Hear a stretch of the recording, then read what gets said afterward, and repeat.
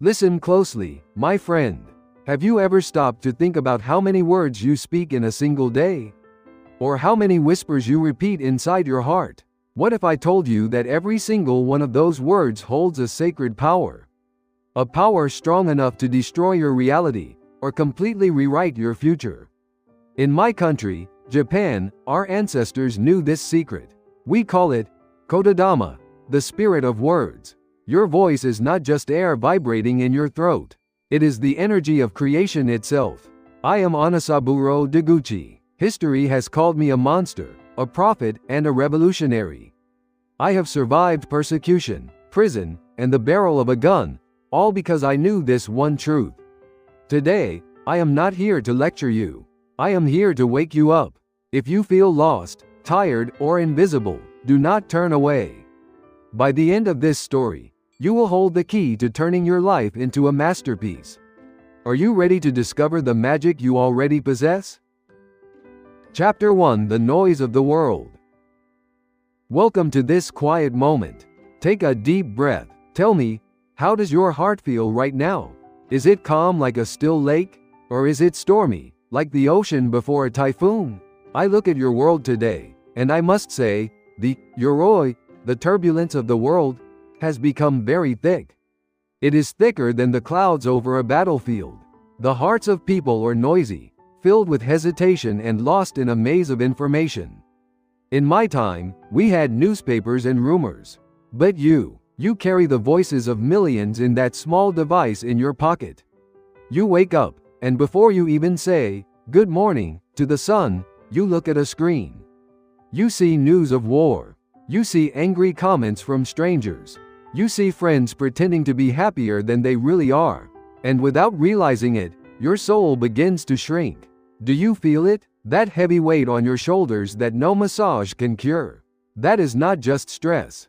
That is the noise of the world seeping into your spirit. I want to ask you a serious question. When was the last time you sat in silence, doing absolutely nothing? No phone, no music, no television. Just you and the beating of your own heart.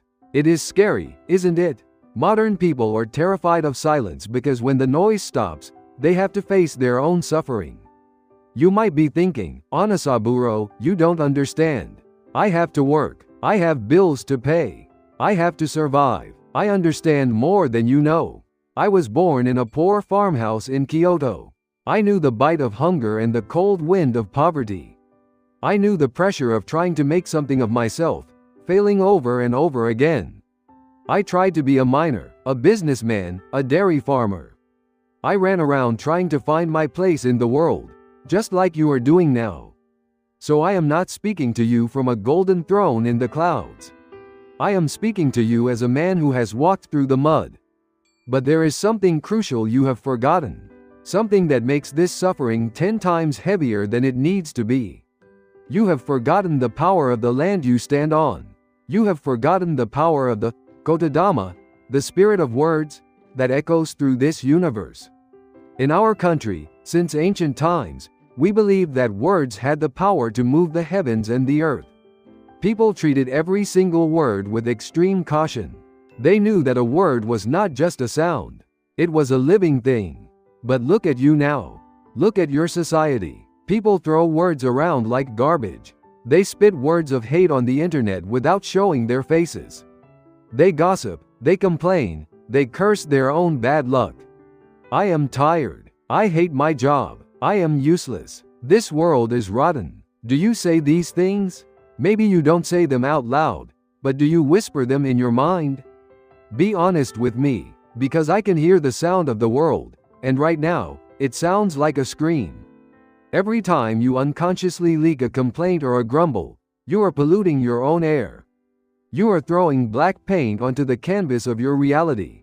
You think, it's just a word. It doesn't hurt anyone, but that is the biggest lie you have been told. Words are like invisible arrows.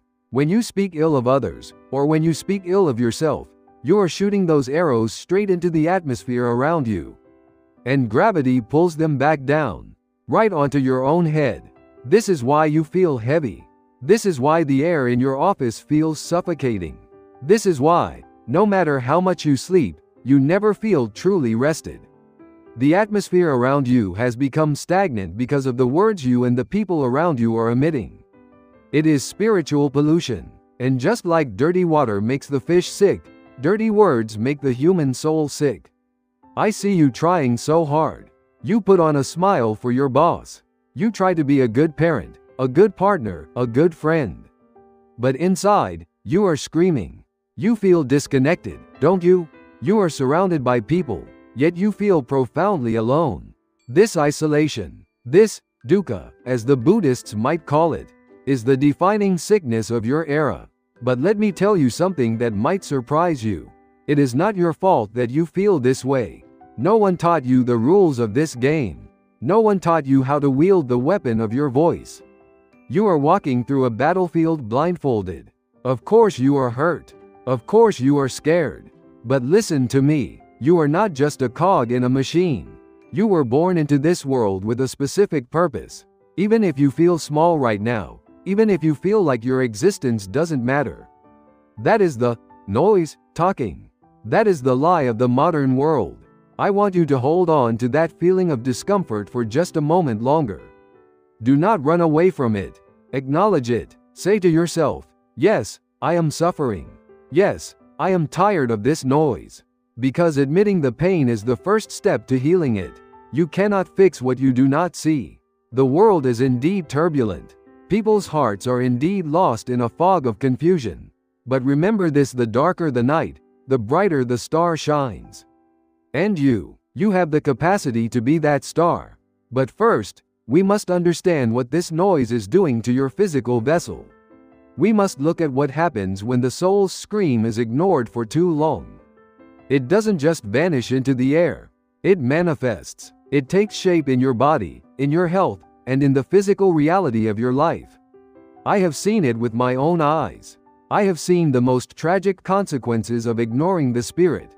And I have also seen the miracles that happen when we wake up. Are you ready to go deeper? Are you ready to see how this invisible energy actually shapes your flesh and blood? Stay with me. We are just getting started. The journey out of this darkness begins with understanding the darkness itself. Chapter 2: When the Body Screams. We have talked about the noise in your mind. Now, look at your hands. Look at your reflection in the mirror. Your body is the most honest thing in the universe. It cannot lie. When your soul cries, your body screams. You know this feeling, don't you? The headache that won't go away after a fight with your partner. The stomach ache before a presentation you are terrified of. The heaviness in your chest when you are grieving. Modern medicine calls this psychosomatic. I call it the materialization of the spirit. The invisible becomes visible. Let me tell you a story from long ago. It is a story about a family I once visited. The house was dark, even though it was midday. The air inside was thick and cold, like the bottom of a stagnant pond. In the corner of the room, a small child, a warabe, lay on a futon. He was burning with a terrible fever. His breath was shallow, rattling in his small chest. The doctor had already come and gone. He had shaken his head, packed his bag, and told the parents the words no mother or father ever wants to hear. There is nothing more I can do. Prepare for the worst. The family was drowning in despair. They sat around the pillow, weeping, their heads bowed low. Can you imagine the words swirling in that room? It's hopeless. Why is this happening? He is going to die. These unspoken words were filling the room, creating a suffocating cloud of dark energy. They were unintentionally suffocating the boy with their fear. I did not bring medicine. I did not bring surgical tools. I walked into that room, sat quietly by the boy's pillow, and closed my eyes. I breathed in deeply, clearing the stagnant air from my own lungs. And then, I began to chant. I recited the Norito, the ancient prayers of gratitude and purification. I poured my whole soul into every syllable. I did not beg for his life. Instead, I declared the truth of life. I projected the Kotodama of healing. You will get better. Life is flowing. The sun is rising. I envisioned the boy running, laughing, playing in the sun. I replaced the image of death with the image of life. Do you know what happened? That very night, the fever broke. The heat that was consuming him softened. Color returned to his pale cheeks. The boy opened his eyes, asked for water, and eventually, he fully recovered. Was this magic? Was it a coincidence? No, it was a correction of the energy field. The key spirit energy around him changed from stagnation to flow, and his physical body simply followed the command. I tell you this not to boast of my powers, but to show you the mechanism of reality. You see, I was not born a giant. I was not born strong. In fact, my own beginning was frail and weak. Back in 1871, in the village of Kamioka, I was born as Kisaburo Ueda. I was a sickly child. While other children ran in the fields, shouting and wrestling, I was often confined to my bed.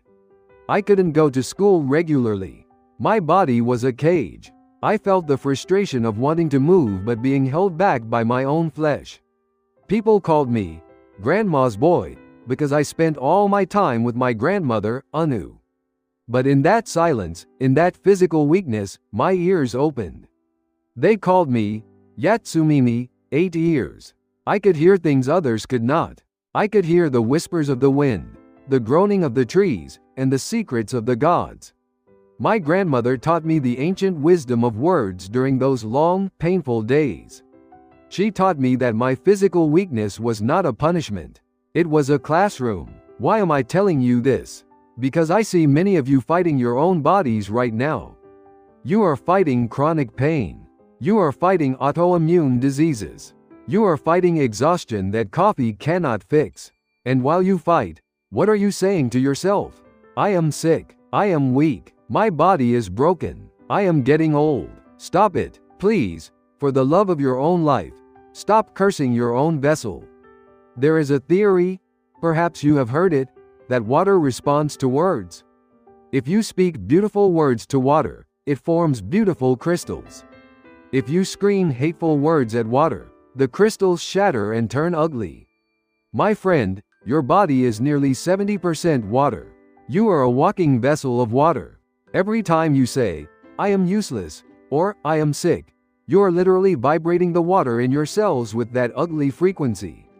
You are commanding your body to shatter. You are the one writing the script for your own illness. This is the hard truth of Kutai, the truth of suffering. The suffering is real. The pain in your back is real. The fever of that child was real. But the root of that suffering is often fed by the atmosphere you create. We live in a world that loves to discuss disease. Turn on the TV, and they sell you fear. Watch out for this virus. Watch out for this cancer. Your society is obsessed with the image of breakdown. And so, you break down. The noise of the world has become the sickness of the body. But there is hope. Remember the boy. Remember the power of a single person changing the energy in the room. If words can kill, then words can also cure. If the atmosphere can make you sick, then a new atmosphere can heal you. But to change the atmosphere, we must first understand why we create this poison in the first place. Why do we choose fear over hope? Why do we choose complaints over gratitude? There is a root cause. There is a hidden enemy deep inside the human psyche that drives this self-destruction. It is a sticky, dark habit that we all have. I call it, where Yoshi.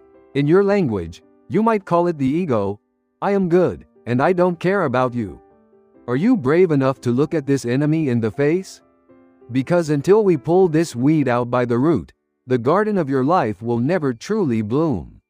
Let us go deeper into the shadows of the human heart. Let us find the source of the pollution.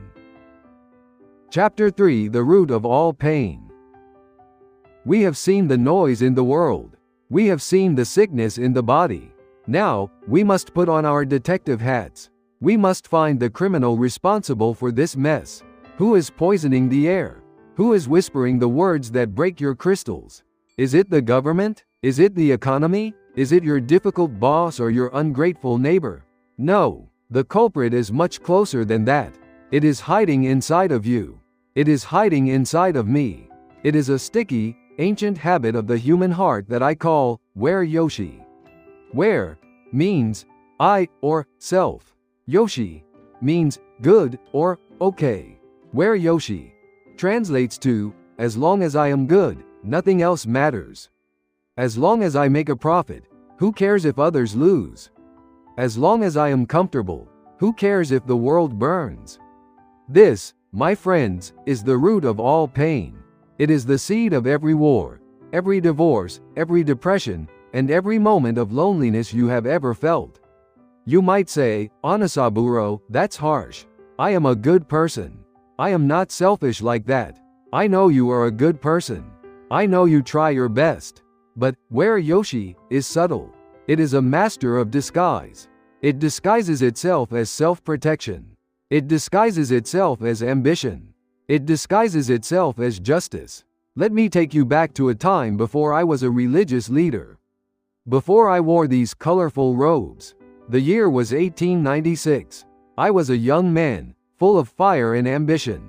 I opened a business in my hometown called Anao Sinukan. It was a dairy business.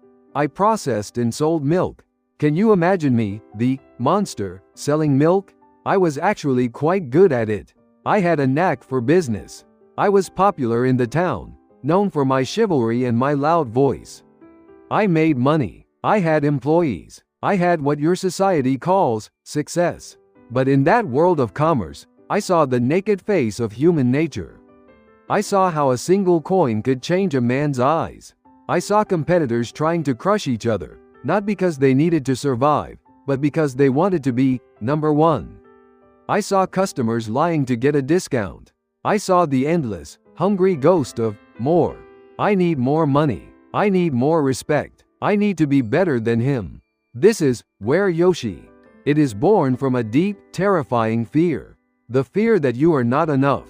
The fear that if you don't grab it now, someone else will take it. This fear creates a hole in your soul that can never be filled, no matter how much money or praise you pour into it. And what happens when you operate from this place of fear? Your words become weapons. You complain, why is he more successful than me? You gossip, did you hear what she did? You judge, they are wrong, and I am right. These words are the exhaust fumes of the ego.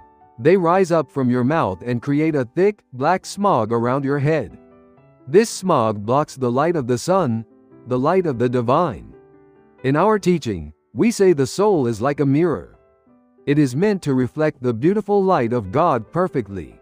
But where Yoshi breathes onto that mirror, it fogs it up with greed, anger, and jealousy. And when your mirror is foggy, you cannot see reality clearly. You see monsters where there are friends. You see obstacles where there are opportunities. You see a hell where there could be a heaven. Think about your last argument. Was it really about the dirty dishes? Was it really about the deadline?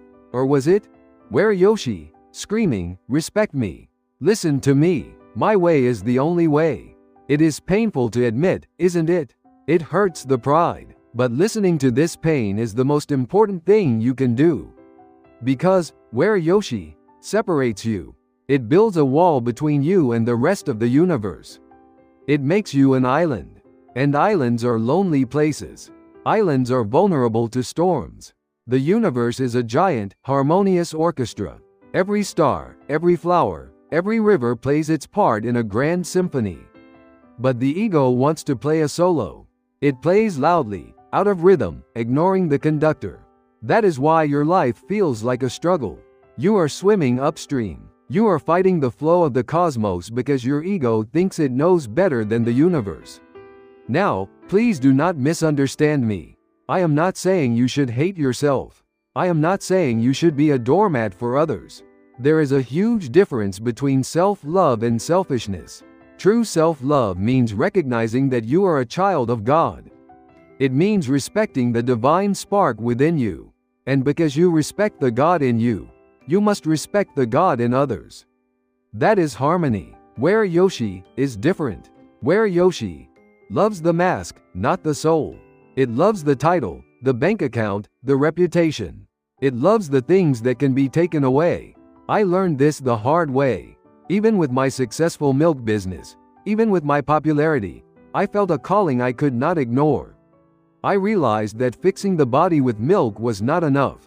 The world needed a different kind of nourishment. The world needed to remember the connection we had lost. But to teach this, I had to be tested. I had to face a conflict so great that it would strip my own ego down to the bone. The universe has a funny way of correcting us. If you are stubborn, if you cling to your where Yoshi, the universe will send a storm to shake you awake. For me, that storm came in the form of a grandmother, a fierce and educated woman who spoke with the voice of a god. And it came in the form of a nation that wanted to destroy me. The internal war of the ego was about to become an external war of fire and water. Are you ready to see what happens when two giant forces collide? Are you ready to see how the universe forces us to grow, even if it hurts? Let us step into the fire. Chapter 4: Fire and Water, the Internal War. Close your eyes and imagine a cauldron. Inside this cauldron, you pour molten lava. Then, you pour freezing cold water. What happens? Does it stay quiet? No. It explodes. Steam rises, pressure builds, and the earth shakes. This is the energy of creation. But it is also the energy of destruction. To understand the root of suffering, the Jeet Tai, we must understand this explosion. In my life, this explosion had a name. Her name was Nao Deguchi. The year was 1898. I traveled to a place called Ayabe. There, I met an old woman. She was poor, uneducated, and worn down by a life of extreme hardship. But when she held a brush, a god possessed her hand. She wrote with a force that could crack stones. She was the strict spirit. She was fire. She preached that the world was wicked and needed to be scrubbed clean with a wire brush. And I was young, optimistic, and full of new ideas. I was the gentle spirit. I was water. I believed in joy, in art, in the flexibility of the soul. Fire and water. In the laws of physics, these two do not get along. And let me tell you, we did not get along. This was the battle of fire and water. It was not just a disagreement between a mother-in-law and a son-in-law. It was a cosmic clash. The old members of her group hated me. To them, I was a modern intruder. I was a monster, polluting their pure teachings. They locked me in a room. They took my precious manuscripts, the words I had poured my soul into, and they burned them in the fire. I watched my words turn to ash. Have you ever tried to help someone, only to have them spit in your face? Have you ever joined a company or a family, only to be treated like an alien? I know that pain. It burns. It creates a resentment that tastes like poison. But here is the secret I learned in that fire. Without the fire, the water stays cold and stagnant. Without the water, the fire burns everything to the ground. We needed each other. The friction between her strictness and my flexibility created the steam that would power a massive engine. And that engine began to move. It moved so fast that it terrified the world. By the 1920s, our movement, Omoto, had become a giant. Intellectuals, Navy officers, aristocrats. They all came to us. Why? Because the world was broken after the First World War, and they were hungry for the truth. We predicted the changes of the world. We spoke of a great reconstruction. But remember what I said about where Yoshi, ego? It is not just in individuals. Nations have egos too. Huge, terrifying egos. And the Japanese government at that time had the biggest ego of all. They wanted total control. They wanted the people to worship only what they allowed. To them, I was not a religious leader. I was a kokusoku, a traitor to the nation. I was a bug that needed to be crushed. February 12, 1921. The first Omoto incident. The boot of the empire came down on us. Hundreds of police officers surrounded our sanctuary. It looked like a war zone. They dragged me away in handcuffs. They charged me with lèse-majesté, disrespecting the emperor, and violating press laws. But the most painful part was not the handcuffs. It was the sound of hammers. The government ordered the destruction of our main temple in Ayabe. Can you hear it? The sound of wood cracking. The sound of stone shattering. A building built with the donations and prayers of thousands of poor people. Destroyed simply because the state was afraid of our words. They threw me into a cold prison cell. A 5-year sentence. Most men would have broken. Most men would have cried, "Why me? I am innocent." But as I sat on that freezing concrete floor, staring at the iron bars, something shifted in my heart. I realized that this external war, the police, the judges, the destruction, was a mirror. It was a massive projection of the collective, where Yoshi, of humanity. The world was trying to solve its fear by destroying what it did not understand. Just as the old believers burned my manuscripts, the government tried to burn our temple. It was the same pattern. Fear, suppression, destruction. But do you know what they forgot? You can dynamite a building. You can burn a book. You can lock a man in a box. But you cannot imprison a voice. You cannot destroy the Kotodama. In that cell, stripped of my power, stripped of my status, I found my true weapon. I began to dictate. I began to speak a story so long and so vast that it would cover the entire universe. The Reikai Monogatari, the story of the spirit world. 81 volumes. I spoke it from my memory, from my visions. The prison guards thought I was mad, but I was freer than I had ever been. Why am I telling you this tragic history? Because right now, you might feel like the government is coming for you. Maybe not the police, but the authorities of your life. The economy, the social pressure, the expectations of your family. They are trying to tear down your temple. They are trying to silence your voice. It feels like the end of the world, doesn't it? But listen to me. Destruction is not the end. Destruction is often the clearing of the land for a new construction. The fire and water must clash to create the steam. Your current struggle, your current pain, it is not a mistake. It is the friction necessary to wake you up. But the lesson was not over for me yet. Oh no, the universe had one more test. A test that would take me far away from Japan, into the vast, dangerous deserts of Mongolia. A test where I would have to stare into the barrel of a gun and make the ultimate choice. The first incident was just the rehearsal. The real performance, the moment where life and death dance on the edge of a knife, was about to begin. Are you brave enough to walk into the desert with me? Are you ready to see what happens when a man loses everything, and yet stands taller than ever? Chapter 5: Miracle on the Battlefield. The prison cell in Kyoto was cold, but the wind of the Gobi Desert was colder. It cuts through the skin like a knife made of ice. Welcome to 1924. I want you to picture this scene. I am no longer in the robes of a religious leader. I am dressed in the thick, rugged clothes of a traveler. I am riding a horse across the vast, endless plains of Mongolia. Beside me is a man whose name you might know, Morihei Ueshiba. Yes, the man who would go on to create Aikido, the martial art of peace. But back then, we were just a small group of dreamers, chasing a phantom. Why was I there? You might think, Onisaburo, you just got out of prison. Why run to a war zone? It is a fair question. But my soul was on fire. I had a vision. I wanted to build a kingdom of peace, a utopia where religions and races were united. I thought I could do it with politics. I thought I could do it with alliances. I joined forces with a horse bandit leader named Lu Zhongkui. I, the teacher, became a commander of a volunteer army. It sounds like a movie, doesn't it? But it was real, and it was dangerous. The "Where Yoshi?"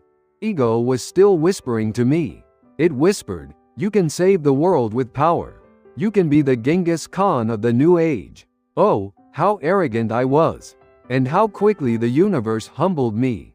The Chinese warlord, Zhang Zuolin, did not like our little crusade. He sent a massive army to crush us. We were surrounded. We were outnumbered. The dream of utopia turned into a nightmare of dust and blood.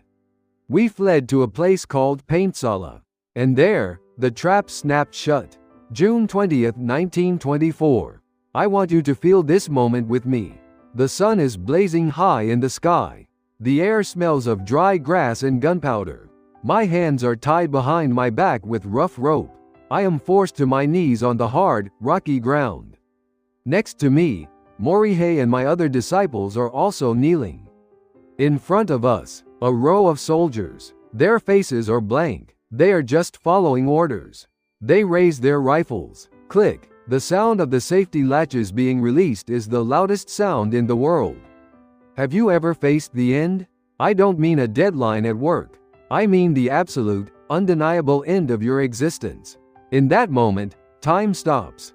The noise of the world, the yoroi I talked about, vanishes. There is no past. There is no future. There is only the black hole of the gun barrel staring at your forehead. Fear? Yes, for a split second, the animal inside me panicked. But then, something strange happened. A profound silence washed over me. Where Yoshi? The ego that wanted fame, the ego that wanted to be a hero, evaporated in the heat of the sun. I realized, this is it. I am going back to the source. I did not beg for my life. I did not cry. Instead, words rose up from my belly. Not a scream, but a poem. A Jisei death poem. I looked at the vast Mongolian sky and I recited. Mi wa tato. Moko no nobi ni. Sarasa tomo. Yamato danji no.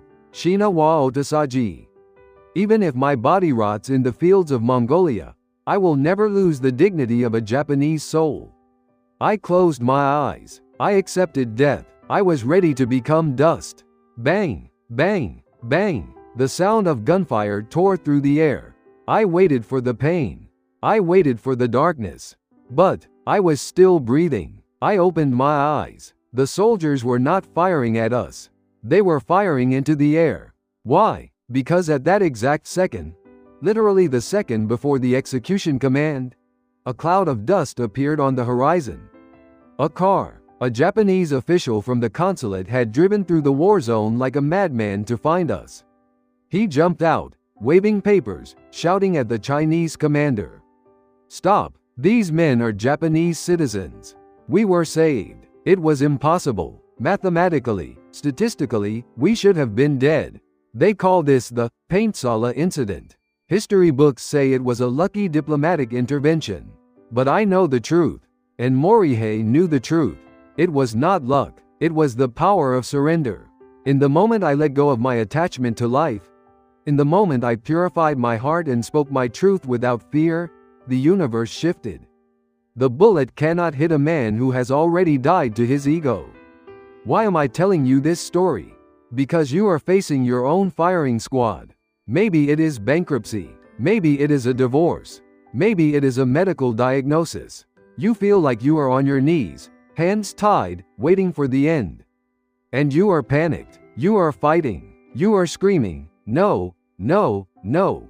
But listen to me. The miracle does not come when you fight the reality.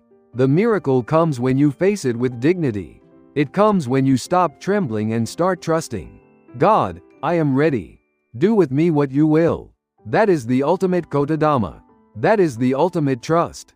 When you reach that state of zero, the universe rushes in to protect you. I returned to Japan alive. But the man named Onisaburo died in that desert.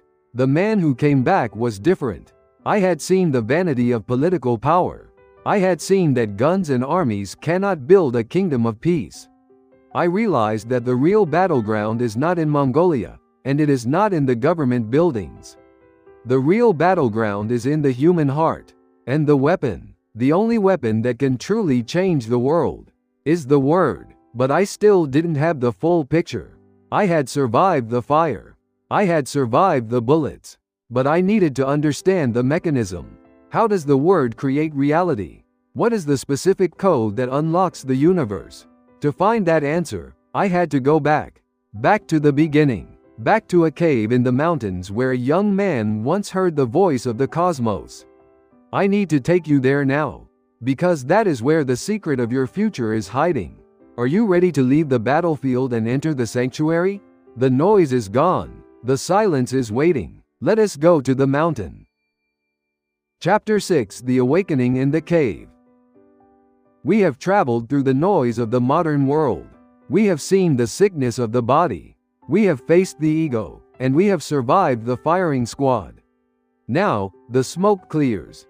The noise stops, and we are left with the most important question of all. If the world is broken, how do we fix it? If I am suffering, how do I heal? The answer is not in the future. The answer is in the ancient past. Come with me. Leave the deserts of Mongolia. Let us travel back to the year 1898. I was 27 years old. I was desperate. My father had died. My business was gone. My heart was a chaotic storm of questions. Why are we here? What is this reality? Driven by a voice I could not ignore, I climbed Mount Takakuma. It is a mystical mountain, shrouded in mist and legend. I found a small, damp cave. And I sat. I did not eat. I did not sleep. For 1 week, I sat in the darkness, shivering from the cold, while wild animals prowled outside. Have you ever been in total darkness? I don't mean turning off the lights in your bedroom. I mean a darkness so thick you can taste it. In that sensory deprivation, the Onisaburo, began to dissolve. My hunger pains vanished. My fear vanished. And then, the universe opened its mouth.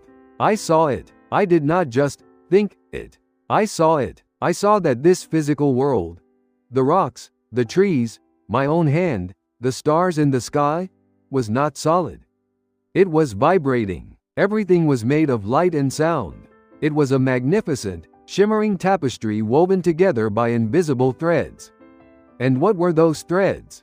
They were words. They were sounds. In your Bible, it says, "In the beginning was the Word, and the Word was with God."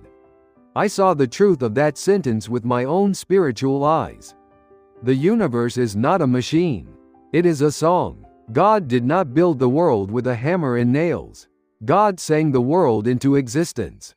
A, O, U, E, I, the vowels, the primordial sounds. These vibrations coalesced, hardened, and became matter. This was the Great Awakening. This was the Mettai, the end of suffering. Because I realized that Kotodama, the spirit of words, is not just a tool for communication. It is the source code of reality. Think about a computer programmer.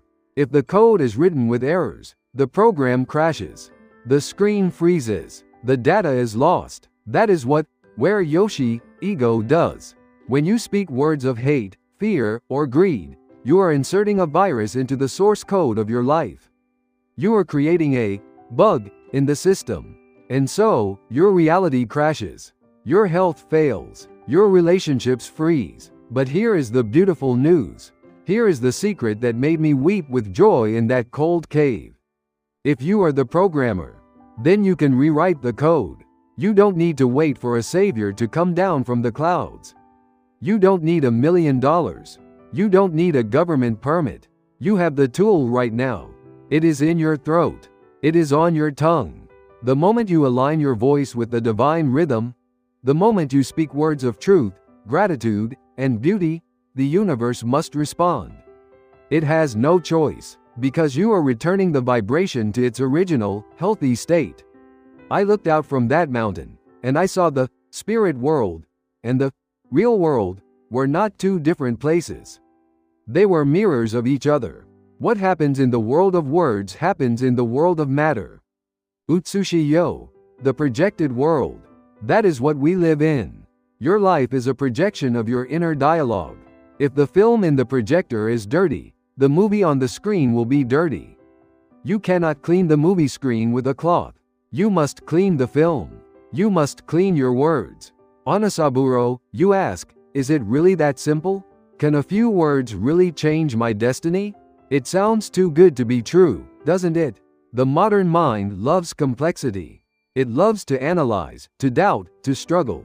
But the truth of the cosmos is elegantly simple. The sun does not struggle to shine. The river does not struggle to flow. They just are. They follow the laws of nature. And the law of Kotodama is the highest law of nature. I came down from that mountain a changed man. I looked at people, and I saw their colors. I saw the dark clouds around the complainers. I saw the golden light around the grateful. And I knew my mission. My mission was not just to start a religion. My mission was to teach humanity how to sing again, how to tune their instruments back to the divine pitch. You are standing in your own cave right now. Maybe it is a cave of depression. Maybe it is a cave of debt. But the darkness is not there to kill you. It is there to show you the light of your own voice. You have the power of the Creator in your vocal cords. Do you believe me, or are you still afraid of your own power? The solution is here. The key is in your hand. But knowing the key is not enough. You must put it in the lock and turn it. You must act. How do we do this? What are the specific words? What are the rituals that can turn a life of kutai, suffering, into a masterpiece of dotai, the path? I am going to teach you the practical steps. I am going to show you how to use this magic in your kitchen, in your office, and in your bedroom. Are you ready to become a magician of reality? The theory is over. The practice begins now. Chapter 7, First Step: The Power of Gratitude. Welcome back. We have climbed the mountain. We have seen the truth. Now, we must come back down to the earth. Because spiritual enlightenment is useless if you cannot use it on a Monday morning when you are late for work. It is useless if you cannot use it when your children are crying or when your bank account is empty. You are asking, okay, Onisaburo, I understand that words are powerful. But what exactly should I say? Do I need to learn difficult ancient Japanese chants? Do I need to pay a priest? No. The most powerful magic spell in the universe is a word you already know. It is a word you probably use without thinking. Arigato. Thank you. Let me explain the mechanics of this word. In Japanese, arigato comes from arigatai, which means it is difficult to exist. It means this moment is rare. This moment is a miracle. When you say thank you, you are acknowledging the miracle of existence. And here is the secret rule of the universe. What you appreciate, appreciates. When you send the vibration of gratitude to the universe says, oh, you like that? Here, have some more. It is like a boomerang. But many of you are throwing the wrong boomerang. You wake up and say, I am so tired. Boom. The universe gives you more tiredness. You say, I never have enough money. Boom. The universe ensures your wallet stays empty. You are using the law of creation perfectly, but in reverse. I want to teach you a concept called Singen Seiju. Sin means faith or truth. Gon means word. Seiju means to become a tree to bear fruit. Singen Seiju means a word spoken with true conviction will grow into a reality. It is not enough to just say the words like a robot. You must feel them. Remember the sick child I told you about? When I sat by his pillow, I did not pray, please, God, don't let him die. If I said that, I would be focusing on death. I would be reinforcing the fear. No, I visualized him running. I felt the joy of his parents. And I said, you are healing. The light is filling you. It is done. I planted the seed of health. And because I watered it with absolute conviction, it became a tree. So, here is your homework. Here is the first step of the path. I want you to change the first 3 minutes of your day. Tomorrow morning, when you open your eyes, do not grab your phone. Do not check your emails. Lay there for a moment and say, thank you for this breath. Thank you that my eyes can see. Thank you that my heart is beating without me asking it to. Today is going to be a wonderful day. Everything is working out for the best. You might feel silly. Where Yoshi? Ego will whisper, don't be stupid. You have a terrible meeting today. Ignore the ego. Override it with your voice. Say it out loud. Let your ears hear your own voice. This creates a kekai, a spiritual barrier, around you. It protects you from the noise of the world. And what about when things go wrong? Because they will. That is life. When you spill your coffee. When someone is rude to you. In that moment, you have a choice. You can react with anger. Why does this always happen to me? That is a curse you put on yourself. Or, you can use the ultimate cancel code. This is cleansing. Everything is changing for the better. There is a powerful phrase we use in our tradition, kanagara. It means, I surrender to the flow of the gods. I trust the process. When you say this, you stop fighting the current. You start floating, and the current of the universe always leads to the ocean of abundance. I also want to teach you about Norito, the Shinto prayer. You don't need to be Shinto to use it. It is a technology of sound. When your mind is chaotic, when you feel dirty from the stress of the day, say this. Hari tame, kiom tame. Sweep away the dust. Purify me. Imagine a broom sweeping the dust out of your soul. Imagine a clear stream of water washing over you. The sound of these words has a frequency that breaks up the spiritual plaque in your system. I used to chant this when I was in prison. The guards could lock my body, but they couldn't stop me from purifying the space with my voice. And soon, even the guards became kinder. The air in the prison changed. That is the power you have. You are not a victim of your fate. You are the author of your fate. But an author must write. You cannot just sit there with a blank page and hope the story writes itself. Your tongue is the pen. Your reality is the paper. What are you writing right now? Are you writing a tragedy? I am lonely. I am sick. I am poor. Stop writing that story. Scratch it out. Start a new paragraph right now. I am strong. I am loved. I am capable. I am grateful. It sounds simple, but the simplest things are the hardest to maintain. The where Yoshi is lazy. It wants to complain because complaining is easy. Gratitude requires muscle. It requires focus. But I promise you this. If you practice this, sing in Seiju, for just 1 week. If you replace your complaints with arigato, you will see miracles. Small ones at first. A parking spot opening up. A stranger smiling at you. A sudden solution to a problem. These are the winks from the universe. They are the universe saying, yes, you are finally speaking my language. But words are not the only way to purify the soul. There is another path. A path that uses your hands, your eyes, and your heart to create beauty out of chaos.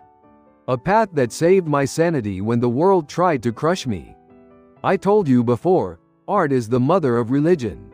What does that mean? How can making a clay bowl or painting a picture save your soul? Let me show you how to turn your life into a work of art. Are you ready to get your hands dirty with the clay of creation? Let us move to the next step of the path. Chapter 8 Art is the mother of religion. We have cleansed our mouths with beautiful words. Now, look at your hands. Open them, close them. These hands were not made just to swipe screens or type on keyboards.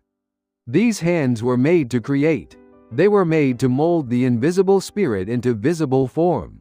I have a saying that I want you to write down in your heart. Art is the mother of religion. You might think, that's backwards, Onisaburo. Isn't religion the parent of art? No. Religion, when it becomes stiff with rules and dogmas, can dry out the human soul. It can become a list of, do not do this, and, you must do that. But art? Art is the water that softens the dry earth. Art is the direct language of the heart. Before humans wrote Bibles or built temples, they danced. They sang. They drew on cave walls. That was their prayer, and that should be your prayer too. Let me take you to the final chapter of my life on this earth.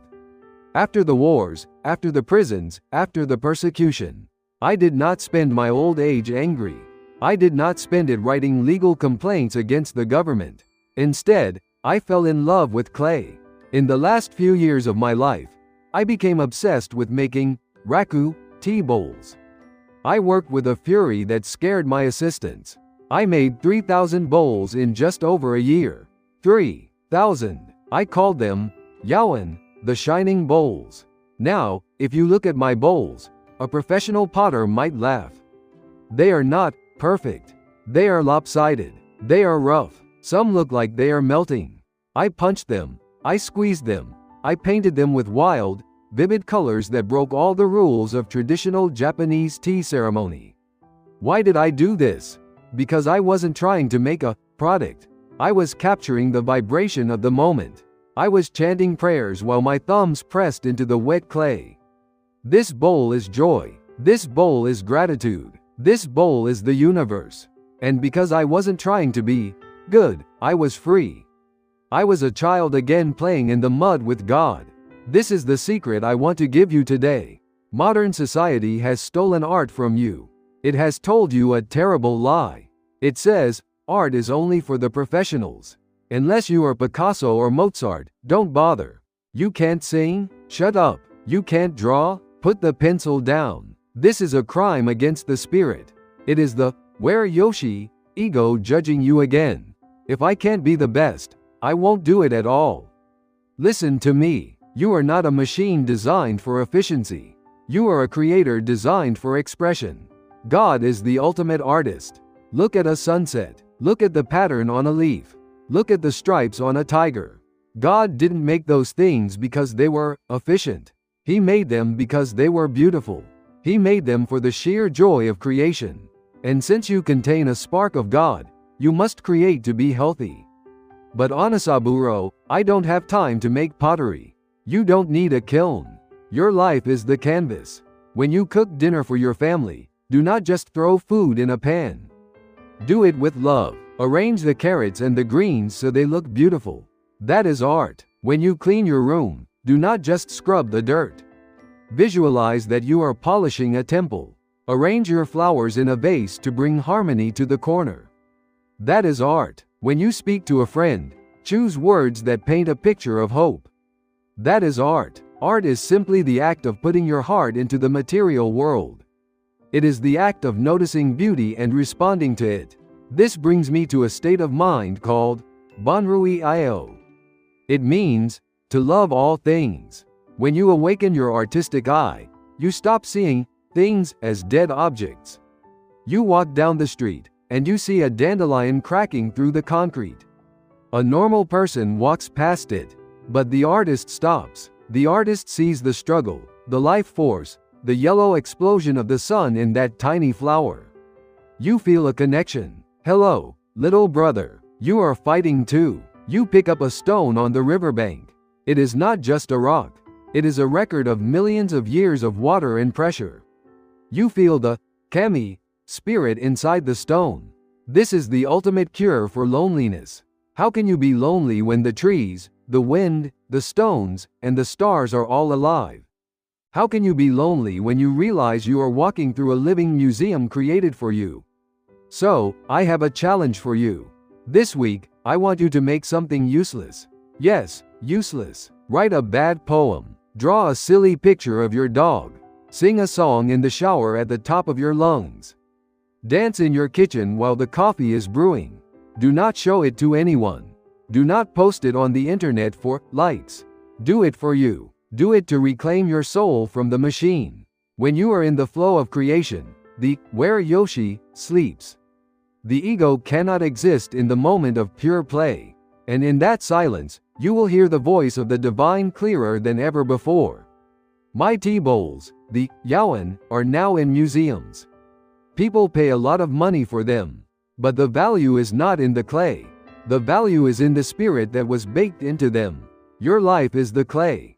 Every day, the wheel turns. Are you going to let the world shape you? Or are you going to wet your hands, center yourself, and shape your own life into a vessel of light? Don't be afraid to make mistakes. The cracks are where the light gets in. The distortions are what make it unique. Be a shining bowl in a dark world. But there is one final step, one final hurdle that keeps us from total freedom. We have purified our words. We have awakened our hands. But what about the scars on our hearts? What about the people who hurt us? What about the enemies who tried to destroy us? If we hold on to hate, our beautiful vessel will shatter. To seal the clay, we need the fire of forgiveness. We need to talk about the hardest thing a human being can do. And the most rewarding. Are you ready to drop the heaviest burden of all? Let us walk into the fire of purification one last time. Chapter 9: Forgiveness, the Ultimate Shield. We are nearing the end of our journey together. We have learned to speak with power. We have learned to create with joy. But there is one final wall that stands between you and total freedom. It is a wall made of iron, covered in spikes. It is the wall of resentment. We all have a list, don't we? The list of people who hurt us. The list of people who betrayed us. The ex-lover who lied. The boss who fired us. The friend who stole from us. Where Yoshi? Ego holds onto this list like a treasure map. It says, I will never forget. I will never forgive. I will get even. But I am here to tell you, as long as you hold that list, you are a prisoner. You are drinking poison and expecting the other person to die. Let me tell you about the darkest night of my life. If you think the first incident was bad, it was a picnic compared to what happened next. December 8, 1935. The second Omoto incident. The government did not just want to arrest me this time. They wanted to erase me from history. They sent hundreds of police. They dragged me and my wife out of bed before dawn. But this time, they brought dynamite.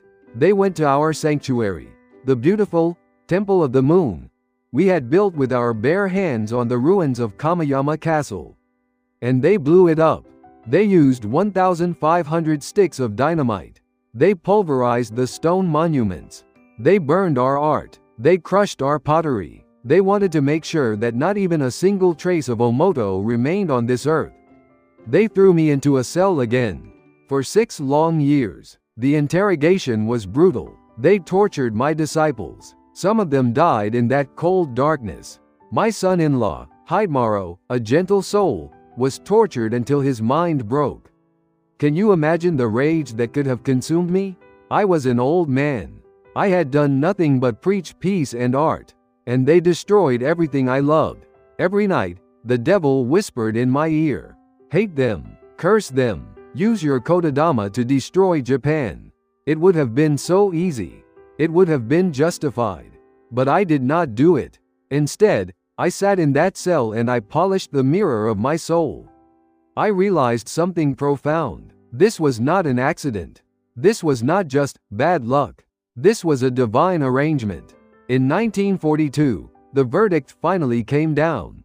The court declared that we were not guilty of treason. The heinous crime of trying to overthrow the government was a lie fabricated by the police. I was released. My lawyers were excited. They said, Onisaburo, we won. Now we can sue the government. We can demand millions of yen in compensation for the illegal destruction of the temples and the years of imprisonment. We will make them pay. The world waited for my answer. I looked at my lawyers, and I shook my head. No, I said, we will not ask for a single penny.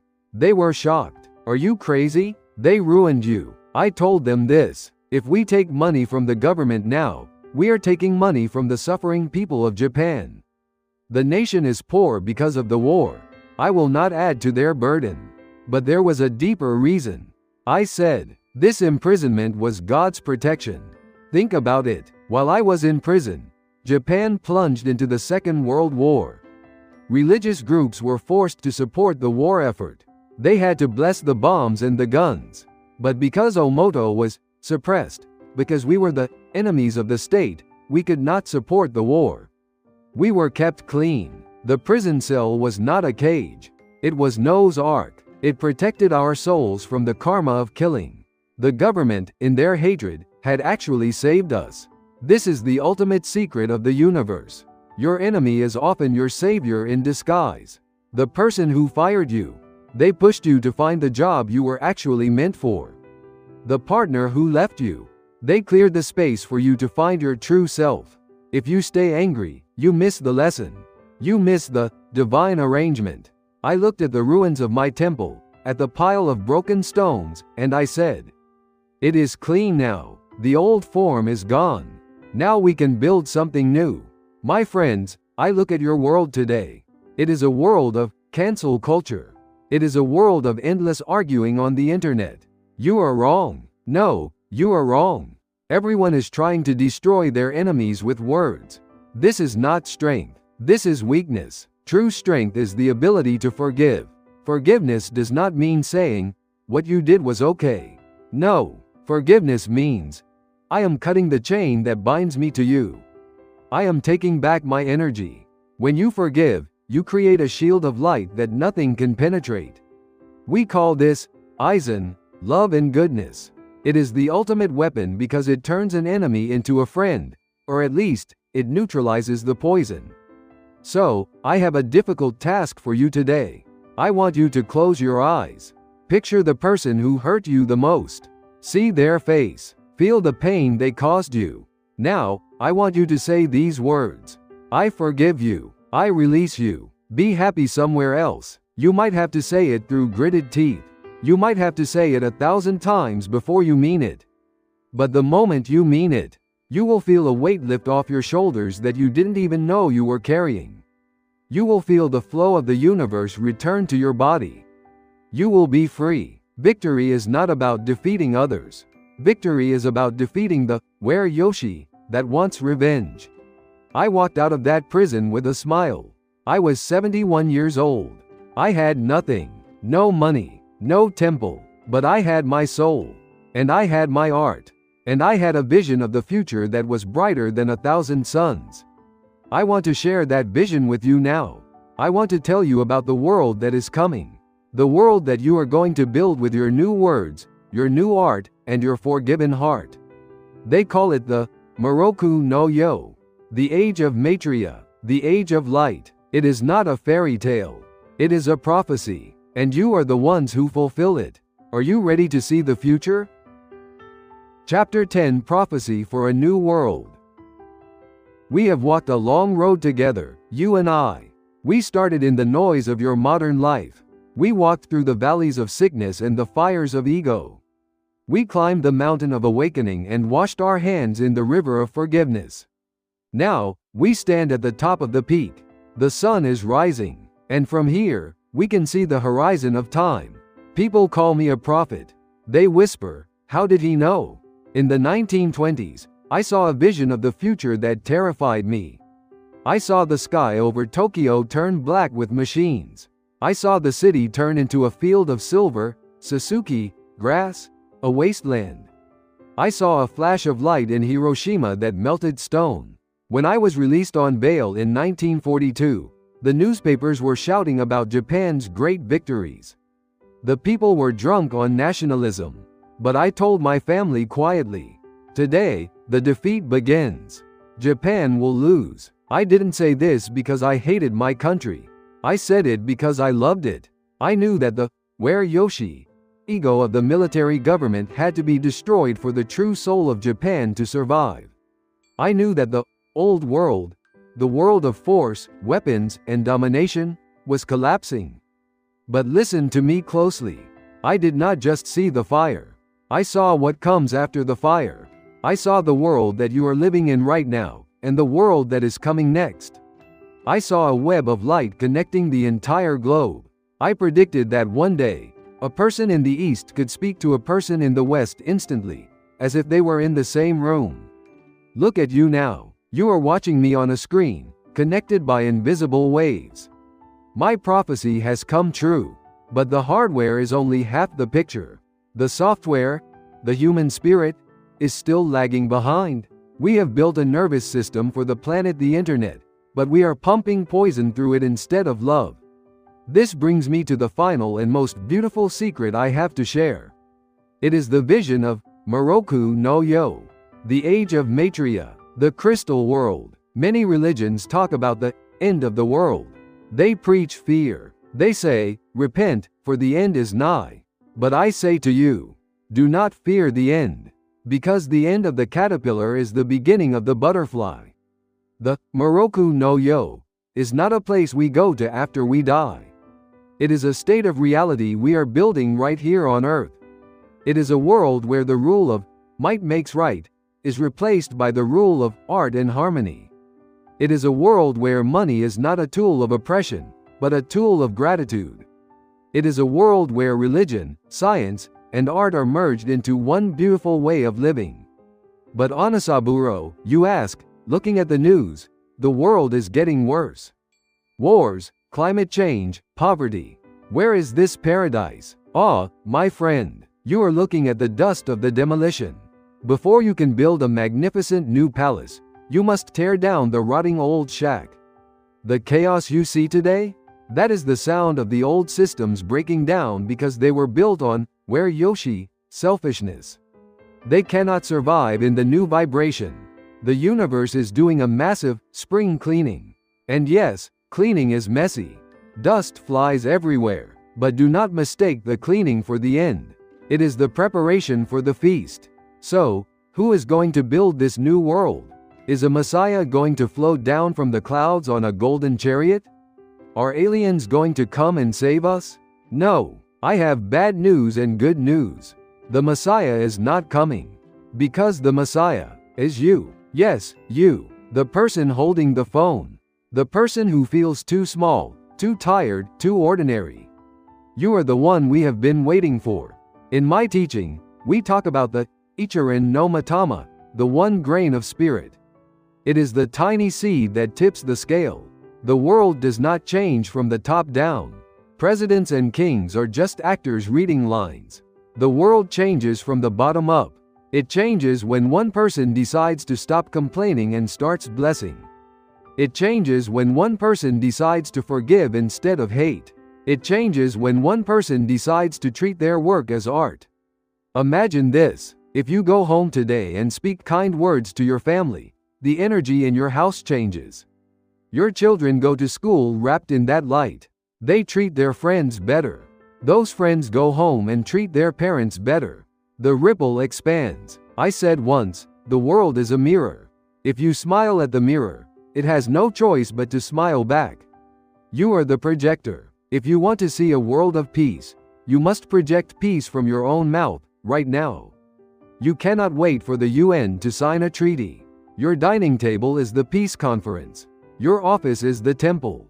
Your commute is the pilgrimage. I want you to stand up, physically or in your spirit. Stand up and shake off the dust of the old world. Shake off the belief that you are powerless. That is the old program. Delete it. Install the new program. I am a creator. I am a child of the universe. My voice moves the stars. This is the Tadake Tadanawashi, the Great Reconstruction. It is not a scary event. It is a festival. It is the most exciting time to be alive in the history of this planet. You chose to be born right now. You bought a ticket for the front row of the greatest show in the universe. Why are you sitting there with your head down? Why are you crying over spilled milk? Grab a mop. Help us clean. Help us paint the new walls. Sing a song while you work. We are moving toward a world where every word is a prayer. Where every action is art. Where every encounter is a reunion of souls. I can see it so clearly. It is shining just over the hill. But I cannot walk there for you. I can only point the way. You have the legs. You have the heart. And you have the Kotodama. Do not worry about the future. The future is simply the echo of the words you speak today. So, make them beautiful. Make them strong. Make them true. I, Onisaburo, am an old man from the past. My body returned to the earth in 1948. But my spirit is right there with you. In the wind that blows through your city. In the sudden inspiration that strikes you in the shower. In the urge to create something beautiful. That is where you will find me. And that is where you will find yourself. The curtain is rising on the final act. The spotlight is on you. The universe is holding its breath, waiting for your first line. What will you say? Summary: your voice is the light. So, please, lift your head. Look at the light outside your window and feel the wind on your face. You are not a victim of this chaotic world. You are the center of a grand, beautiful cosmic art piece. Never forget the 3 truths we shared today. Speak with love, let go of your ego, and find the art in every moment. You do not need to be perfect. Just as my tea bowls were rough and uneven, your life's imperfections are what make it shine. Start today, right now. A simple, thank you, or, I am happy, can become a shield of light that protects you and your family. Do not wait for a savior to come down from the sky. You are the savior of your own life. Your words are the first step toward the Moroku no Yo, the paradise on earth we all dream of. Go now. Step onto the stage of your life, and paint it with beautiful words. I am always here, praying for your soul's victory. Kotodama, speak it and be free. Thank you for watching. Thank you.